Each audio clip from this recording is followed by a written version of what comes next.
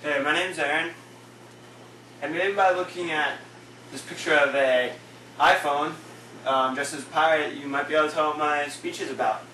But I'm also going to show a short South Park clip. It's called Not a Big Deal.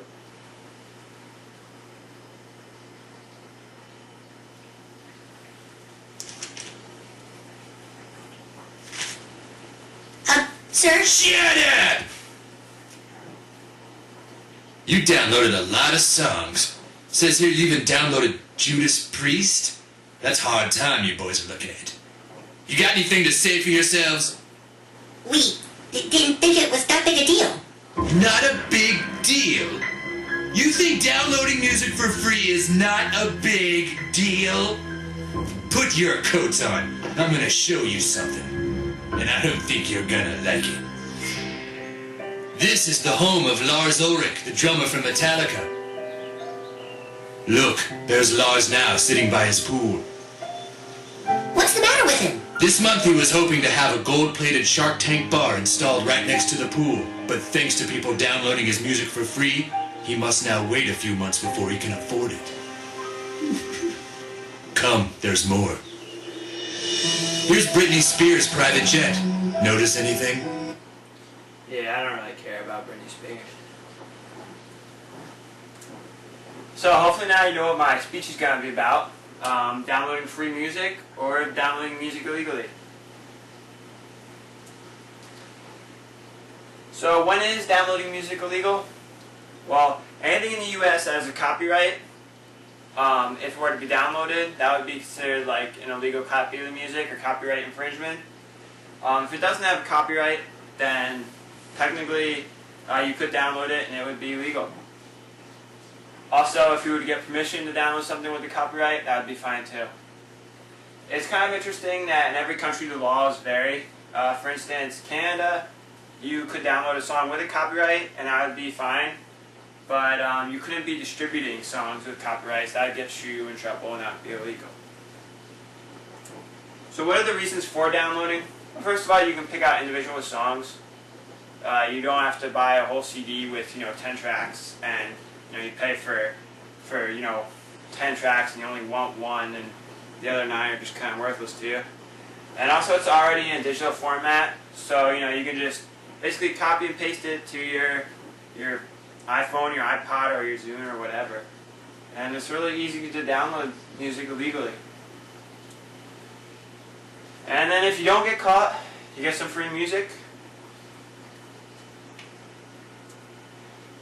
So here's a picture of the Pirate Bay. It's kind of similar to LimeWire.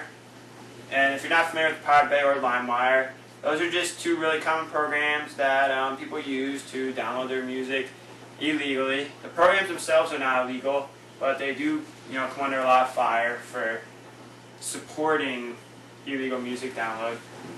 In fact, the Pirate Bay is against copyright so much that they have even considered buying their own island so they could have control over the government, and then they wouldn't get in any trouble. Because right now they're located in Switzerland, and the owners of the Pirate Bay have been in jail for a year for contributing to copyright infringement.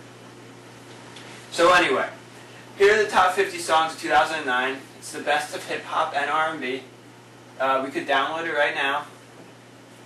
Looking at it, the Pirate Bay isn't illegal. However, if we were to click that download button, it would be downloading it illegally. Okay, why is it illegal? Because it's stealing. Artists work really hard on their music. Basically, when you download it, you're stealing their music from them, and they want to be paid for it. That would be like you or me working for free, doing our job for free. And also, on top of that, the studios, record companies need to pay their employees.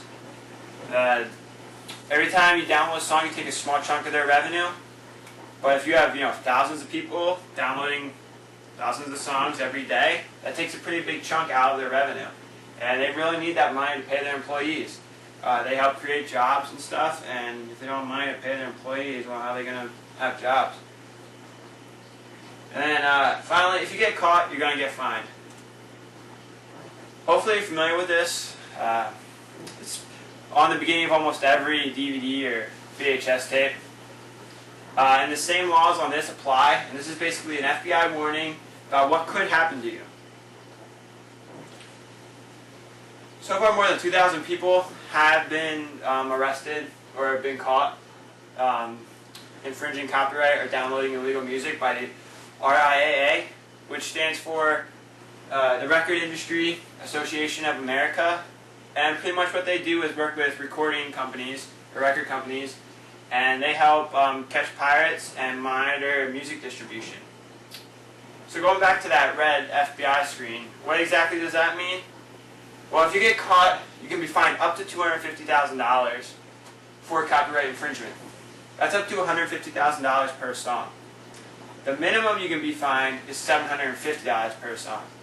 And that's according to the RIAA. And you can also end up with 5 years in prison.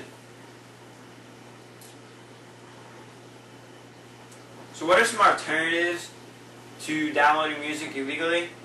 Well, you can buy your song on the iTunes Marketplace, and it's about $1 or $2 per song. But that is way better than getting caught and paying $750 for a song instead of paying $2 for a song. You can also get a Zoom Pass. That's about $10 per month, and as long as you keep that subscription, you can keep all the songs. You get to download a certain amount of songs every month. And Napster is the same thing as Zoom Pass, but you can use it with your iPod or iPhone. So, hopefully you understand the consequences and the benefits of downloading music illegally. You'd understand that consequences outweigh the benefits. Definitely you should get caught. If you don't get caught, you're still hurting record companies and artists. And it's not just it's not a big deal. It's a real big deal downloading music. Especially if you get caught, because you are going to be paying a lot of money in fines. So hopefully, next time before you click download on LimeWire or the Pirate Bay, you think about my speech, and maybe you'll go to the iTunes Marketplace, or get a Zoom Pass and pay for your music legally. Thanks for watching my speech, and see you later.